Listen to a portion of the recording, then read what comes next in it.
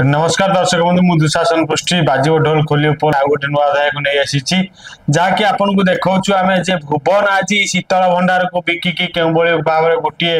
घर दे ठकी देइचंती आम ए कथा कहबू ये हूँ से भुवन एशिया महादेश सबुठ बड़ गाँ जो भुवन आम बारंबार खबर देखु जे पूर्वर जिते भुवन ब्लॉक 18 पंचायत जितेबाला ए शीतल भंडारी को निर्भर करके चलुले वास्तव में से शीतल भंडारी को साग मुग दर में बिक्री कर किसी राजनेता माने कुचक्रांत कर बिक्री कर खाई बोले जहाँकि साधारण बारंबार आलोचना होची साधारण लोक मन में बारंबार गोटे प्रश्न सृष्टि करुच्ची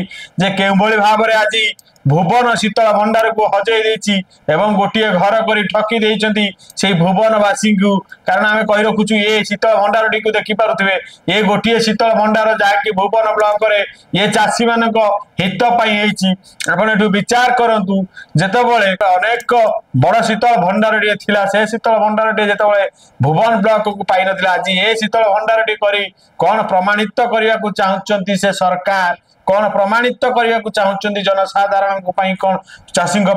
कारण ये गोटे प्रश्न सृष्टि करुच्ची जितेबाला देखिपे ये रूम रो आकार देखिपे जहाँकि 50 टी 100 बस्ता जेकोसी आलू हो पियाज रखिले ये घर फुल हो कारण आप देखिपे आकार के बड़े एवं ये भुवन ब्लॉक रो समस्त चाषी माने पनीपरिया आरंभ कर फसल अनेक फसल आनिक रखिए बोली जो सरकार स्वप्न देखते वास्तव में केते सठिक पदक्षेप नहीं सरकार आपण मैंने विचार करूँ कारण आम कही रखुचु जितेबाला पूर्वर सरकार थिले बारंबार आम खबर देखु जे के भाव में शीतल भंडारी को साग मुग दर में बिक्री कर दि जाइथिला वर्तमान जो शीतल भंडारी दि जाइछि भुवन रे गोटे घर करी एवं एठी विकास आगे नहीं विकास बढ़ी शीतल भंडार को फिर पुनर्बार फेरई आनी गोटे प्रकार आलोचना कर वास्तव में ये भालू को बाड़ देखा आम यही कथा कहूँ ये देखी पारे ये भालू को बाड़ ये कहूँ देखा कारण देखिपे ये घर आकार 15 फुट टू 16 फुट भीतर रहा अनुमान कहीं आम तो मापिनु किंतु ये शीतल भंडार जो निर्माण है गोटिकिया घरटे बखरटे ए बखरा घर में जहाँकि चाषी माने भुवन चाषी माने भुवन ब्लॉक चाषी माने ए शीतल भंडार निजर चाष फसल रखी उन्नति हेबे वास्तव में ए सब ड्रामा बंद करंतु कारण जो भुवन जो पूर्वर जो शीतल भंडार को हजाई से भाई शीतल भंडार भुवन में खोजुची आम कही रखुचु पूर्व जो पूर्व सरकार थिला जो पदक्षेप नहीं पारे एवं जो नूतन सरकार आई बीजेपी सरकार आसवे 1 वर्ष बीतीगला कौन प्रकार शीतल भंडार गोटे पदक्षेप नहीं पारे बरम से कथा को दाबी देवाई ये भली जो शीतल भंडार टी निर्माण कर आम भी शीतल भंडार टी करूँ आम बीजेपी सरकार आसला शीतल भंडार टी करूँ वास्तव में लज्जा लगे कथा वास्तव में लज्जा लगे कथा ये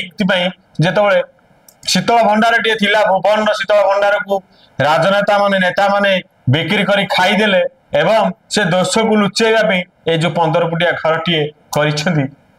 बंद करंतु एवं आगामी दिन में जनसाधारण चाषी माने जहाँकि राजरास्ता गलिबे जदि शीतल भंडार पुनर्बार न मिले एवं भुवनवासी को जदि पुनर्बार शीतल भंडार न मिले एवं ये घर खंडिए भंडाई देवाई जदि बीजेपी सरकार प्रयास करता है चाषी माने गोटे प्रकार कहते राजरास्ता गलिबे देखा जाऊ ए खबर प्रसारण पर कौन पदक्षेप नौ बीजेपी सरकार हूँ बा से स्थानीय विधायक हूँ बा से लोकप्रतिनिधि हूँ बा से सरकारी कर्मचारी हूँ ये देखा बाकी रहा ये भुवन ब्लॉक एवं भुवनवासी माने पूर्व शीतल भंडार को केवे फेरी पाउछंती कारण आम ये कहूँ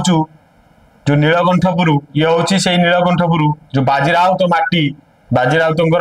वीर बाजीराउत माटी रे गाँ को जीवा समय जो रास्ता पट देखिपे ये सही शीतल भंडार टी भुवन ब्लॉक आम कही रखुचु ये सही शीतल भंडार एवं पूर्व शीतल भंडार देखु ये रोचे पूर्व शीतल भंडार तार अवस्था क्यों भाव में वर्तमान अच्छी ए शीतल भंडार क्यों भाव में बिल्डिंग कर सारे किंतु वर्तमान देखिपे वर्तमान देखु ए शीतल भंडार जेकोसी उपाय हो शीतल भंडार समस्या को समाधान करने गोटे प्रकार जो प्रयास करा वास्तव में विफल होती भुवन रे कारण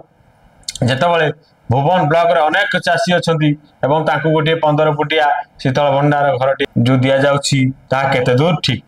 दर्शक बंधु माने आपण विचार करंतु जे सरकार परिवर्तन होइछि वास्तव में सरकार परिवर्तन हेबा 1 वर्ष बीती गला परे ए सरकार कोन करछि जनता पई रहउछि। जदि हम न्यूज टी आपन को भल लागुछि हम चैनल टी को लाइक शेयर सब्सक्राइब करिया को भूलत नहीं। जय जगन्नाथ।